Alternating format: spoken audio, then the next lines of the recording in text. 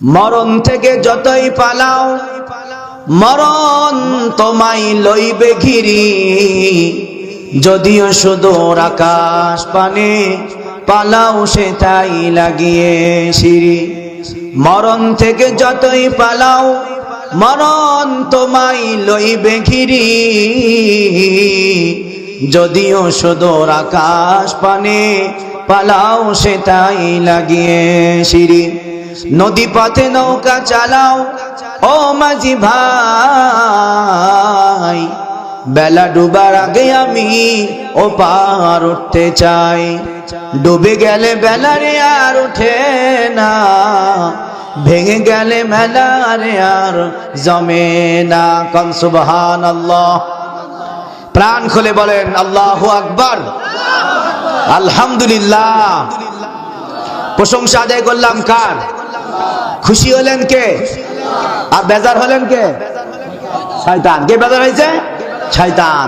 যেই জায়গায় কোরআন হাদিসের আলোচনা হয়, নবী করিম সাল্লাল্লাহু আলাইহি ওয়াসাল্লাম বলেছেন ওই জায়গাটা আর অটো স্ট্যান্ড থাকে না, ওটা জান্নাতের বাগান হয়ে যায়। কন্যা সুবহানাল্লাহ। তাহলে এটা এখন আর অটো স্ট্যান্ড না, এটা জান্নাতের বাগান। ঘোষণা কে দিয়েছেন?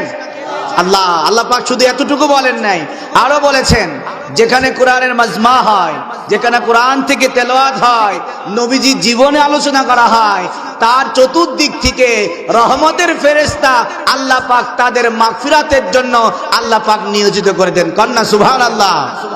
আল্লাহ পাক আমাদের একজন নবী দিয়েছেন, নাম কি? মুহাম্মদ। কারণ মুহাম্মদ সাল্লাল্লাহু আলাইহি ওয়াসাল্লাম কেমন মানুষ ছিলেন তিনি? অন্ধকার রাতে যদি কোথাও যাইতেন তো তার চেহারায় পুরা এলাকাটা পূর্ণিমার চাঁদের মতো আল্লাহ পাক আলো বানাই দিতেন। জোরে কন্যা সুবহানাল্লাহ। কেমন মানুষ ছিলেন তিনি? প্রখর রোদের মধ্যে মরুভূমির ভিতর দিয়ে হেঁটে যাইতেন, ছাতি লাগতো না। আল্লাহ পাক আকাশ থেকে মেঘ তার মাথার উপরে ছায়া দান করার জন্য মেঘকে মরণ পর্যন্ত আল্লাহ পাক মেঘকে অর্ডার দান করেছিলেন। সুবহানাল্লাহ। কেমন মানুষ ছিলেন তিনি? জর্ডান যদি কেউ যেয়ে থাকেন, আল্লাহর নবী বয়স মাত্র 12 বছর, চাচার সাথে যাচ্ছে সিরিয়া সফরে। মরুভূমি ক্লান্ত হয়ে গেছে, চাচা যান, খুব ক্লান্ত, একটু বিশ্রামের জায়গা দরকার। চাচা ডাক দিয়ে গায়, মরুভূমি কোথাও তো থাকার জায়গা নাই। ওই যে একটা গাছ দেখা যায়, গাছে তো কোনো পাতা নাই, গাছ তো শুকনা। ওখানে যে বসি, দেখি কিছু হয় কিনা। ইতিহাস সাক্ষী, আল্লাহর নবী গাছের নিচে যে বসলেন, গাছে কোনো পাতা নাই, মরা গাছের জবান আল্লাহ পাক খুলে দিলেন। গাছ ডাক দেখে, আল্লাহ, আমার গাছের নিচে দিনের নবী আখিরি জামানার পয়গম্বর বসে আছেন, আর আমি তাকে ছায়া দিব, সেই পাতাটা আমার গাছে নাই। আল্লাহ, তুমি আমারে একটু জীবিত করে দাও না। বলার সঙ্গে সঙ্গে নবীর মোহাব্বতে আল্লাহ পাক ওই গাছের পাতা একবারে যৌবন বানাই দিলেন।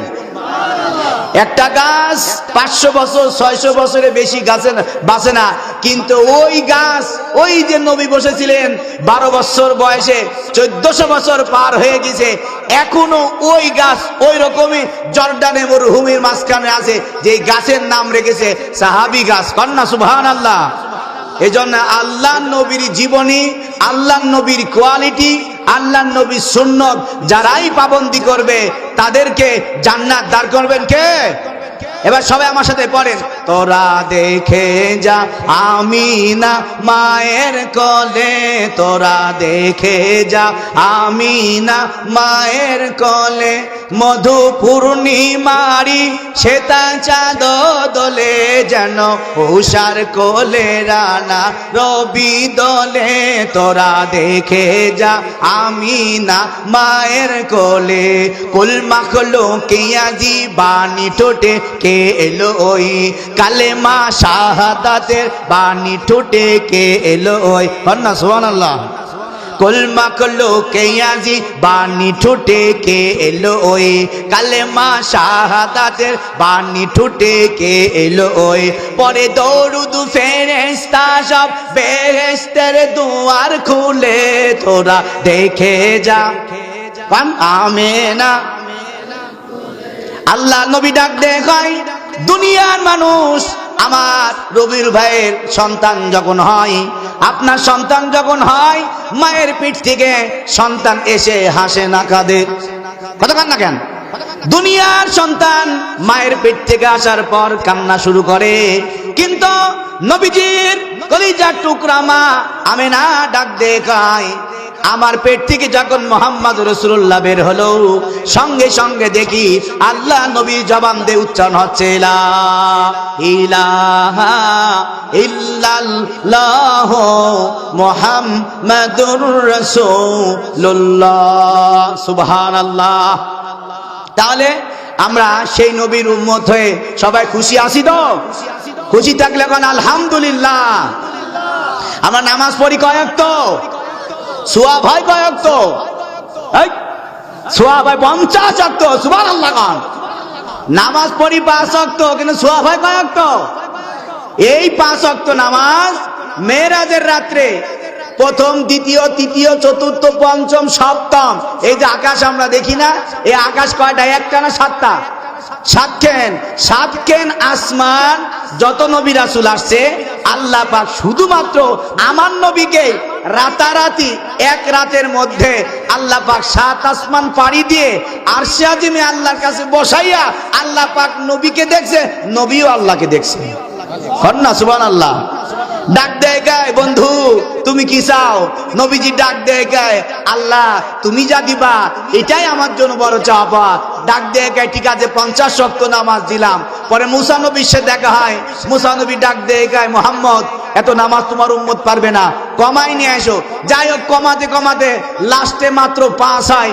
মুসা ডাক দেখে এইটুকু কমা নিয়ে এসো, মানে এটাও কিছু মানুষ পড়বে না, এরকম পাবলিক এই জমিনে আছে না নাই?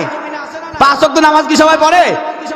জুম্মাই যাবে যেন ঠেলি পাঠানি লাগে, আর 5 ওয়াক্ত দূরের কথা। কিন্তু এ জমিনে কিছু আল্লাহর প্রিয় বান্দা আছে, শুধু 5 ওয়াক্ত পড়ে না, বরং তাহাজ্জুদ নামাজও পড়ে, ঈদের নামাজও করে। কন্যা সুবহানাল্লাহ। আল্লাহ তাআলা কাছে যখন আল্লাহ তাআলা যখন 5 ওয়াক্ত নামাজ দিলেন, মুসা নবী বলল, যাও মুহাম্মদ এটাও পরিবর্তন করে আসো। আল্লাহ নবী ডাক দেয় কয়, এই 5 ওয়াক্ত 50 ওয়াক্ত থেকে কমাইয়া কমাইয়া 5 ওয়াক্ত নিয়ে আসি, আর আমি আল্লাহর কাছে কমাতে পারবো না। আল্লাহ ডাক দেয় কয়, বন্ধু চিন্তার কোনো কারণ নাই, এই 5 ওয়াক্তই আমি ফরজ করে দিলাম। তবে সুসংবাদ নাও, 5 ওয়াক্ত নামাজ যদি কেউ পাই টু পাই আদায় করে, আমি আল্লাহ 10 ওয়াক্ত না, 20 ওয়াক্ত না, 30 ওয়াক্ত না, 40 ওয়াক্ত না, 5 বার হাজিরা দিলে আমি আল্লাহ 50 ওয়াক্ত নামাজের সওয়াব দান করে দেব। এখন আল্লাহ নবী আল্লাহ কাছে বললেন, আল্লাহ নামাজ মানে কি? নবীজি বললে, আল্লাহ বললেন নামাজ মানে মেরাজ। মেরাজ মানে কি?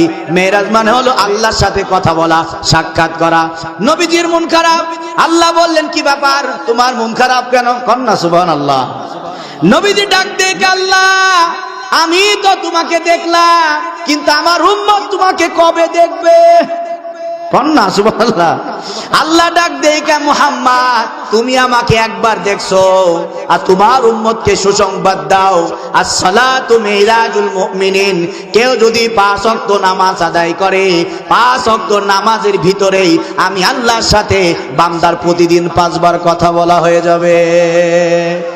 মোহাম্মদের নাম জপেছিলি বুলবুলি তুই আগে, তাই কিরে তোর কণ্ঠেরি গান এমন মধুর লাগে, এমন মধুর লাগে। কোন সুবহানাল্লাহ।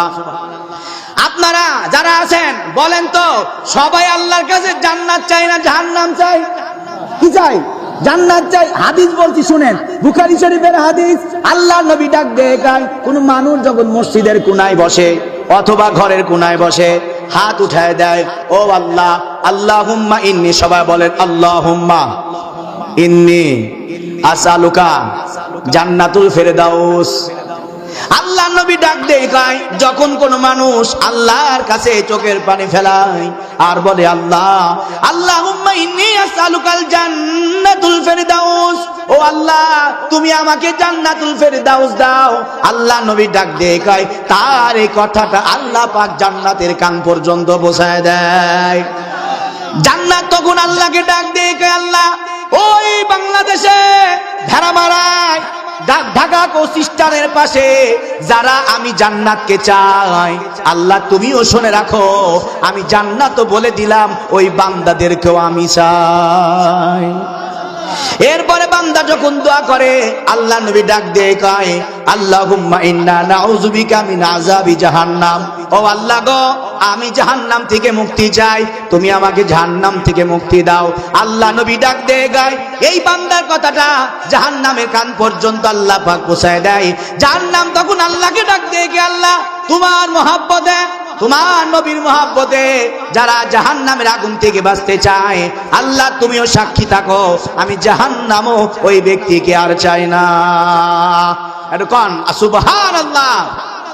তাহলে এই যে জান্নাত জাহান্নাম, এটা হবে মৃত্যুর পর, মৃত্যুর আগে হবে না।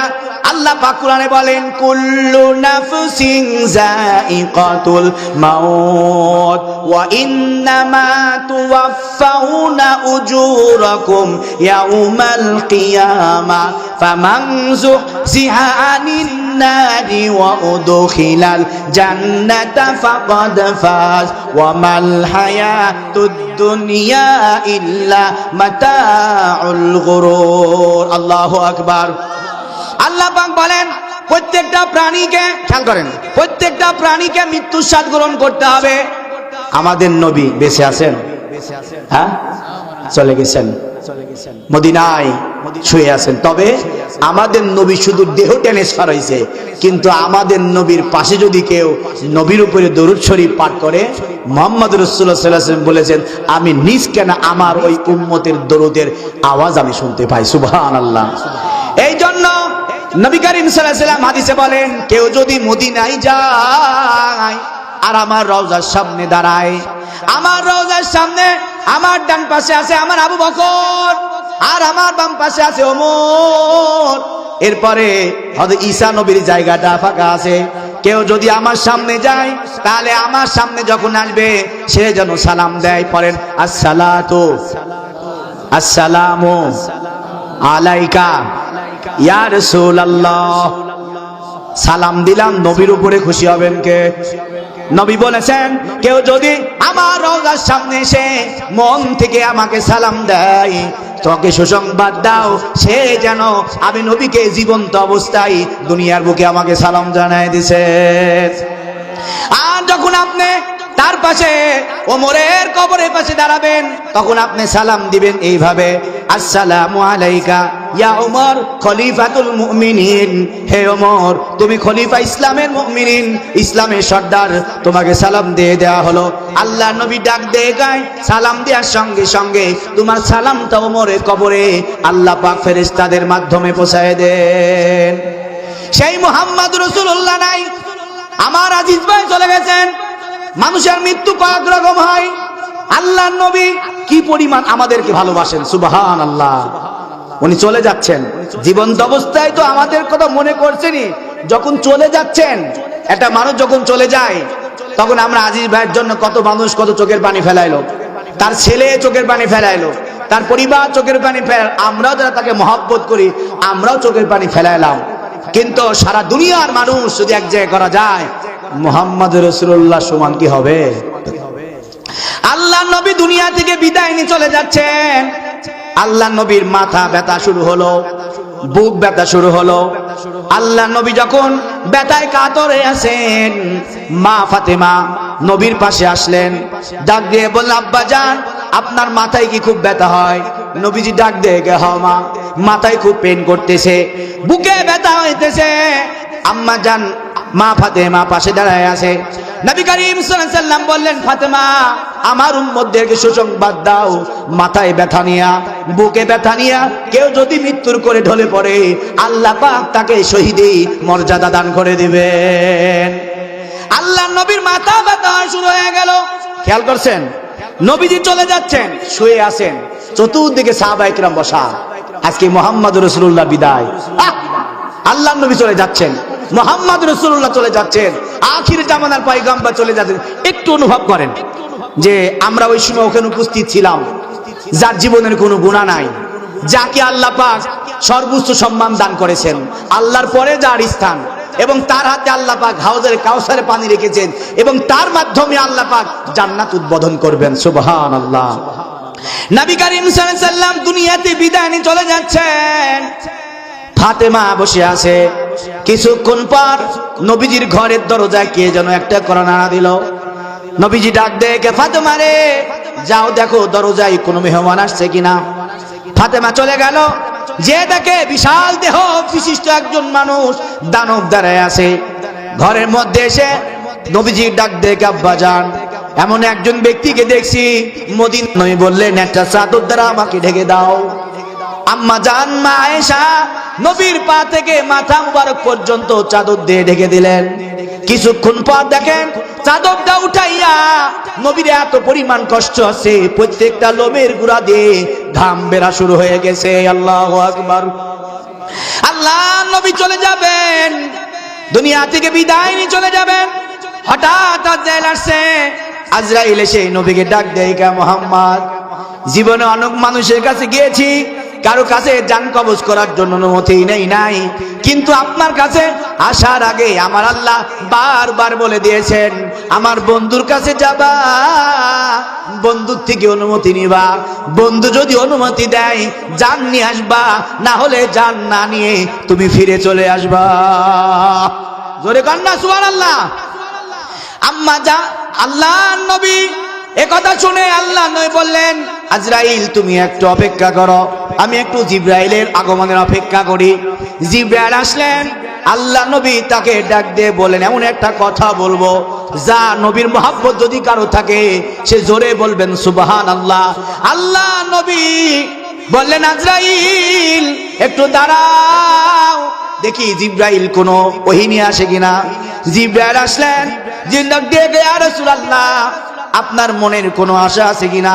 নবীজি তখন বললেন, ইয়া জিবরাইল, আমি জানি কিছু মানুষ মৃত্যুর সময় তার মুখের আকৃতি পরিবর্তন হয়ে যাবে, কিছু মানুষ মৃত্যুর সময় তার কোনো অঙ্গ পড়ে যাবে, কোন মানুষ মৃত্যুর সময় তার মুখ দিয়ে গেঁজা বের হয়ে যাবে, কোন মানুষ মৃত্যুর সময় অনেক পানি তৃষ্ণাতে দরবার করে দাঁড়াবে। আজরাইল রে, আমার উম্মতরা কষ্ট করবে, এটা আমি মুহাম্মদ সহ্য করতে পারি না।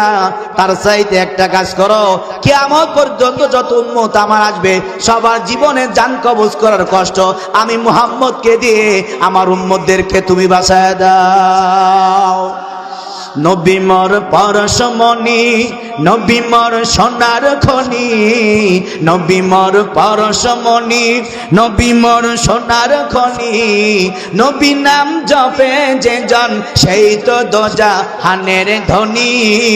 নবী মোর পরশমণি, ও নামে জাদু রাখা, ও নামে মধু মাখা, ও নামে জাদু রাখা, ও নামে মধু মাখা, ও নামে মজনু হইল মাওলাই আমার কাদের গনি। নবী মোর পরশমণি, নবী মোর সোনার খনি, নবী নাম জপে যে জন সেই তো দোজাহানের ধনী। কন্যা সুবহানাল্লাহ। ভাইরা আমার, বয়ান বেশিক্ষণ করবো না, হাইস্ট 4-5 মিনিট বয়ান করে বাণী টানবো, যেহেতু আবহাওয়া বেশি একটা ভালো না, গভীর রাত ওয়াজ করার প্রয়োজন নাই। তবে এখানে যারা বসেছেন আপনারা নিজ ইচ্ছায় বসেন নাই, বরং আল্লাহ পাক ভালোবেসে এই মজলিসে আপনাদেরকে বসার সুযোগ দান করে দিয়েছেন। কেন বললাম জানেন? সবাই খিচুড়ি খাওয়ার লোভে আসে নাই, বরং যারা খিচুড়ি খাওয়ার লোভে আসছে তারা মাঠে না বসে আশপাশে ঘুরে বেড়াচ্ছে। কথা কন না কেন? আর যারা কোরআনের মহব্বতে আসছে তারা এখানে বসে তারা চিন্তা করছে, কতদিন টেলিভিশনের সামনে সময় কাটাইলাম, চার আড্ডায় সময় কাটাইলাম, আজকে একটু মুহাম্মদের জীবনীটা শুনি, আল্লাহ যদি কবুল করে নাই তাহলে আমার এই উসিলাই আল্লাহ পাক বিশ্ব নবীর সাথে জান্নাতে থাকার ব্যবস্থা করে দিবেন। আমি একটা সাহাবীর কথা বলে বয়ান শেষ করে দিব। এখানে অনেক মানুষ আছেন, আমরা গুনাহ ছাড়া মানুষ না, প্রত্যেকের কম বেশি গুনাহ। ইমাম তার জীবনেও গুনাহ আছে, মুয়াজ্জিন তার জীবনেও গুনাহ আছে, মুসল্লি তার জীবনেও গুনাহ আছে, কিন্তু দিশেহারা হওয়ার কারণ নাই। আল্লাহর নবী বলেছেন, আত-তাইবু মিন যামবিন কামান লা জানবা লাহু। অন্তর থেকে, মন থেকে যদি কেউ একবার ইস্তেগফার পড়ে আর যদি বলে আল্লাহ, জীবনের গুনাহ মাফ করে দাও, আর গুনাহ করব না, তোমার কাছে আত্মসমর্পণ করলাম, এই মুহূর্তে থেকে নবীর আদর্শ মেনে চলবো। আল্লাহ নবী ডাক দিয়ে কয়, তওবা যদি অন্তর থেকে হয়, আল্লাহ পাক কবুল করে তাকে একদম শিশু বাচ্চার মতো বানায় দিবে। এইরকম একটা ঘটনা আল্লাহ নবী মসজিদে নববী ও মদিনায়, যারা মদিনায় গেছেন, সোনার মদিনা, আল্লাহ নবী বলে নাই মক্কা আমার গ্রাম, বরং আল্লাহ নবী বলেছেন মদিনা হলো আমি মুহাম্মদ রাসূলুল্লাহর গ্রাম। আল্লাহ নবী মাঝে মধ্যে মদিনার ধুলাবালি হাতের মধ্যে উঠাইয়া মুখের মধ্যে মাখতেন, বুকের সাথে মাখতেন, আর বলতেন, শোনো মক্কাবাসীরা আমাকে নামাজের সময় মাথার উপরে ভুঁড়ি চাপাই আমাকে দেশ ত্যাগ করেছে, ওই পরিস্থিতিতে মদিনাবাসীরা আমাকে রাজকীয় সম্মান দান করেছে। আরো বেরোই পুবাল হাওয়া,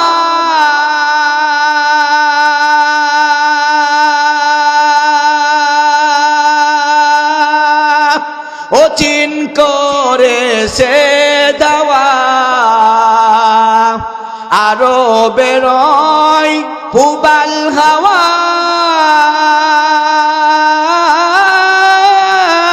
ও চিন করেছে দাওয়া, ওই মদিনার ধুলাবালি আমি, ওই মদিনার ধুলাবালি আমি মাখতে পারলাম না, মদিনা যাইতে পারলাম না, মদিনা দেখতে পারলাম না। কান ইয়া রাসূলুল্লাহ, ওই মদিনায় আল্লাহর নবী বসে আছেন, কান লাগায় শুনেন। জীবনে অনেক মানুষের জীবনী শুনেছেন, আজকে নবীর একটা সাহাবীর জীবনী শুনে যান, আর এখানে চোখ দিয়ে পানি বের হয় কিনা একটু খেয়াল করেন। আমি জানি এখানে অনেকের মা নাই, অনেকের বাবা নাই, আবার অনেক বেঁচে আছেন, তার সন্তান কবরে চলে গিয়েছে, সন্তানের লাশ বাপের ঘাড়ের উপর অনেক উঠে চাঁদগ্রাম গোরস্থানে আছেন, একটু কান লাগায় শুনেন। আল্লাহ নবী বসে আছেন, সাহাবায়ে কিরামদেরকে জান্নাতের কথা বলতেছেন। হঠাৎ করে খেয়াল করে দেখে মসজিদে নববীর জানলায় একজন জীর্ণ শীর্ণ মানুষ জানলা ধরে ধরে মুখটা অন্যদিকে ফিরাইয়া ফুপায়া ফুপায়া কান্না করতেছে। বয়ান শেষে আল্লাহ নবী সাহাবাকে ডাকলেন, ও সাহাবা, লিমাজা তাবকি, তুমি কেন কাঁদো? তোমার কি খাবার নাই? ঘরে কি খাবার নাই, নাকি তোমাকে কেউ বকা দিয়েছে? আমার কাছে বলো, আমি মুহাম্মদ রাসূলুল্লাহর সাধ্য অনুযায়ী তোমার সমস্ত প্রয়োজন আমি মিটায় দেব।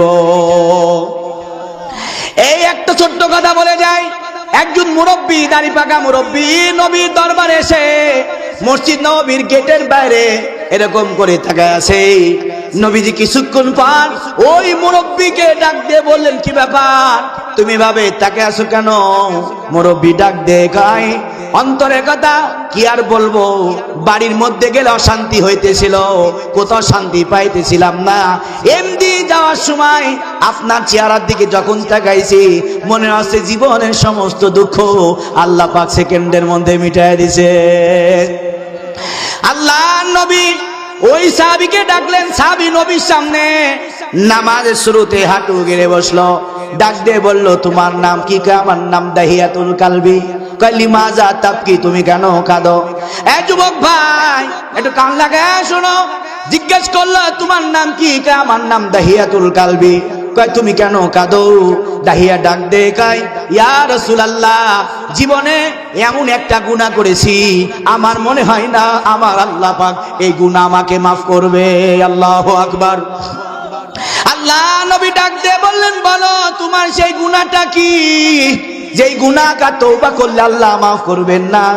দাইয়াতুল কালবি তখন ডাক দিয়ে গায়, নবী গো, আগেকার যুগ ছিল জাহিলিয়াতের যুগ, কন্যা সন্তান হলে জীবিত তাকে মাটির মধ্যে গেঁথে দেওয়া হতো, জীবন্ত কবর দেওয়া হতো। আমার জীবনে কোনো ছেলে মেয়ে নাই, কিন্তু এক সময় আমি ব্যবসার জন্য সিরিয়ায় রওনা দিব। আমার বিবি তখন প্রেগনেন্ট ছিল। আমি বিবিকে বললাম, বিবি রে, যদি ছেলে সন্তান হয় বাঁচায় রাখবা, মেয়ে সন্তান হলে তাকে তুমি মেরে ফেলবা। একথা বলে আমি চলে গিয়েছি। নবী করিম সাল্লাল্লাহু আলাইহি সাল্লাম ডাক দিয়ে কয়, তারপরের ঘটনাটা তুমি বলো। দাইয়াতুল কালবি ডাক দিয়ে কয়, দীর্ঘ 5 বছর পর আমি যখন ঘরের মধ্যে আসলাম, দেখি ঘরের উঠানের মধ্যে একটা সুন্দর ফুটফুটে ফুলের পাপড়ির মতো জামিলা নামক একজন মেয়ে খেলাধুলা করতেছে। জোরে কর না আল্লাহু আকবার। আল্লাহ নবীর বুকের মধ্যে ছানাত করে উঠল। আল্লাহ নবী ডাক দিয়ে কয়, দাইয়া রে, এরপরের কাহিনীটা বলো। দাইয়া ডাক দিয়ে কে, আর রাসূলুল্লাহ, বিবিকে জিজ্ঞাসা করলাম মেয়ে কার? বিবি ভয়ের ঠেলায় বলেছিল, এই মেয়ে তোমার না, বরং আমার বোনের মেয়ে, আমি নিয়ে আসছি, একে সাথে বেয়াদবি করো না, তোমার মেয়ে না। দাইয়া ডাক দিয়ে কে, আর রাসূলুল্লাহ, আমি আমার শালীর মেয়ে মনে করে আমি তাকে লালন পালন করি। বাজারে যখন যাই আমার আঙ্গুল ধরে আমার মেয়েও আমার সাথে যায়, আমাকে আব্বু বলে ডাকে, আমি তার কোলে নেই, কখনো কাঁধের উপরে নিয়ে বাজারে যাই। আমি মেয়ে হিসাবে তাকে অনেক সম্মান করি, বাপ হিসাবে অনেক ইজ্জত দান করি। মেয়ে এবং বাপের সম্পর্ক অনেক গুরুত্ব হয়ে গেল। দেখবেন বাপ অসুস্থ হলে জামাই বাড়ি থেকে, শ্বশুর বাড়ি থেকে মেয়ে টোল টুপলা নিয়ে বাপের খেদমতে চলে আসে। সুবহানাল্লাহ। তাহলে মেয়ের সাথে বাপের একটা গুড সম্পর্ক থাকে। আল্লাহ নবী ডাক দেখে, দাহিয়া রে, এত সুন্দর ফুটফুটে মেয়ের সাথে তুমি কি করেছো, তারপরে বলো। দাইয়া ডাক দিয়ে, ইয়া রাসূলুল্লাহ, বাড়িতে আসলাম, 1 বছর 2 বছর যায়, মেয়ের সাথে আমার ছেলে বাপ এবং মেয়ের সম্পর্ক ভালোই চলতেছিল। হঠাৎ করে কারণ বশত আমি জানতে পারলাম এই মেয়েটা আমার সন্তান। তখন আমি ইজ্জতের ভয়ে আমার বিবিকে বললাম, বিবি রে, মেয়েটাকে সুন্দর করে সাজায় দাও, আমি এখন দাওয়াতে নিয়ে চলে যাব। আল্লাহ নবী ডাক দিয়ে, তারপরে ঘটনা বলো। দাইয়া চোখের পানি ফেলায় আর ডাক দিয়ে মেয়েটাকে নিয়ে আমি রওনা দিলাম। মেয়ে জিজ্ঞাসা করে, আব্বু তুমি কোথায় যাও? আমি বললাম, আম্মু আমি তোমাকে দাওয়াত খেতে নিয়ে যাচ্ছি। এই কথা বলে দাইয়া মেয়ের হাত ধরিয়া রাস্তায় রওনা হলো।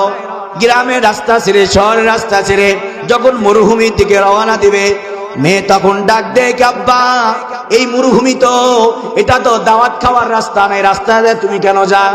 মেয়ে ওই সময় বুঝতে পারে নাই আব্বা তাকে কোথায় নিয়ে যায়। ও ভাই, ছোট্ট মেয়ে বাপের হাত ধরিয়া মরুভূমির দিকে যখন রওনা হয়, আব্বা আগে ফাঁকে মরুভূমির মাঝখানে একটা কুদাল রেখে দিয়েছিল, একটা ডালি রেখে দিয়েছিল। আল্লাহ নবী ডাক দিয়ে, দাইয়া রে, ওই মরুভূমির মাঝখানে তোমার এই ফুটন্ত গোলাপের মেয়ে রওনা যখন দিলা, মরুভূমির মাঝখানে যখন তুমি পৌঁছাইলা, তখন তোমার তারপরে তুমি কি করেছ? ইয়া রাসূলুল্লাহ, আমি আমার মেয়েকে দাঁড় করাইয়া কুদাল দিয়ে মাটি খনন করা শুরু করলাম, আর আমি মাটি খনন করে বালতির মধ্যে দিলাম, আর আমার মেয়ে নিজেই বালতিটা হেল্প করে দূরে মাটিটা ফেলে আমাকে সহযোগিতা করতেছিল।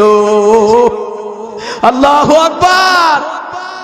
আল্লাহ নবী বসে আছেন, ওমর বসে আছে, আবু বকর, সাহাবায়ে কেরাম সবাই ঘটনা শুনতেছেন।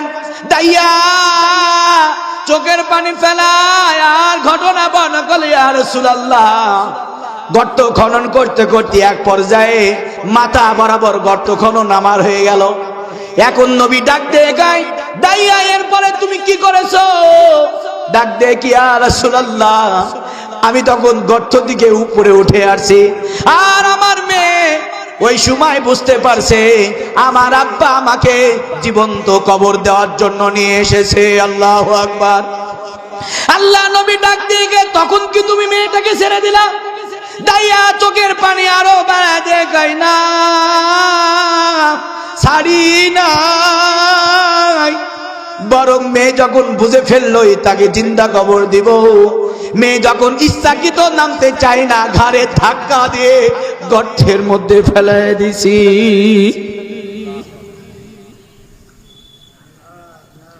পরিবেশ তমতমি হয়ে গেল, নবীর বাক বন্ধ হয়ে গেল। আবু বকর হাউ বাউ করে এখন জোরে জোরে কান্না শুরু করছে। ওমর চোখের পানি ফেলে কান্না শুরু করছে। নবীজি একবার আসমানের দিকে তাকায়, আর একবার দাহিয়ার দিকে তাকায়। মানুষ কি এমন পাষাণ হতে পারে? নবীজি ডাক দিয়ে, তারপরে তুমি তোমার মেয়ের সাথে কি আচরণ করলা? আর তোমার মেয়ে ওই সময় কি বলা বলে করতেছিল? দাইয়া ডাক দিয়ে, ইয়া রাসূলুল্লাহ, পাচার নিদয় আমাকে গলাতে পারে নাই, আমার মেয়েকে ফেলাই দিলাম। মেয়ে তখন ওই গর্তটিকে ডাক দিয়ে, আব্বু আমাকে মেরে ফেলো না, আমাকে ছেড়ে দাও, যেদিকে চোখ যাই চলে যাব, জীবনে তোমাকে বাপ হিসেবে পরিচয় দিব না, তারপরও জীবন তো আমাকে তুমি মেরে ফেলো না। আল্লাহ নবী ডাক দিয়ে দাইয়া, তারপরে কি করছো? ইয়া রাসূলুল্লাহ, চিন্তা করলাম মাটি চাপা দিলে উঠে চলে আসবে, জন্য ডান দিকে তাকাইলাম। কয় কি খুঁজতেছিলাম? কয় পাথর খুঁজতেছিলাম। কয় পেয়েছো? কয় না। কয় তারপরে কি করেছো? কয় বাম দিকে তাকাইছি। কয় পাথর পেয়েছো? কয় না, তাও পাই নাই। কয় তারপরে কি করেছো? কয় সামনের দিকে তাকাইছি, পাথর পেয়েছো? ইয়া রাসূলুল্লাহ, তাও পাথর পাই নাই। কয় তারপরে কি করেছো? দাইয়া ডাক দিয়ে গায়ে পিছন দিকে তাকায়, দেখি বড় একটা পাথরের খণ্ড দেখা যায়। নবী ডাক দিয়ে গায়ে, ওই পাথর দ্বারা কি করছো ভাই? দাইয়া ডাক দিয়ে গায়ে, ওই পাথরটা নিয়ে এসে উপর থেকে মেয়ের মাথার উপরে মেয়ে মাথা ফেটে আজীবনের জন্য বিদায় করে দিছি। আদর কো অরিয়া মানুষ আল্লাহ বানায়া,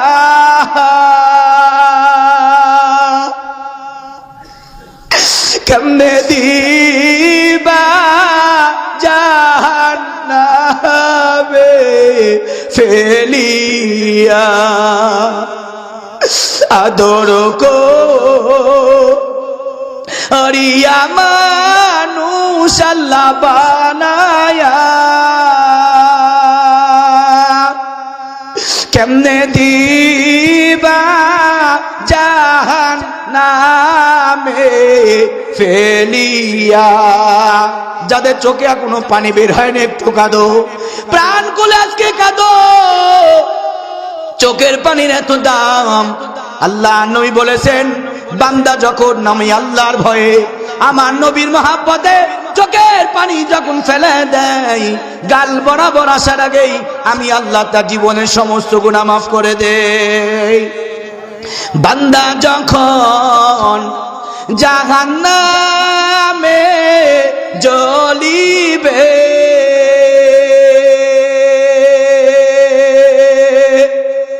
তুমি আল্লাহ মাবুদ হইয়া কেমনে সহ্য করিবে, আদর করিয়া মানুষ আল্লাহ বানায়া,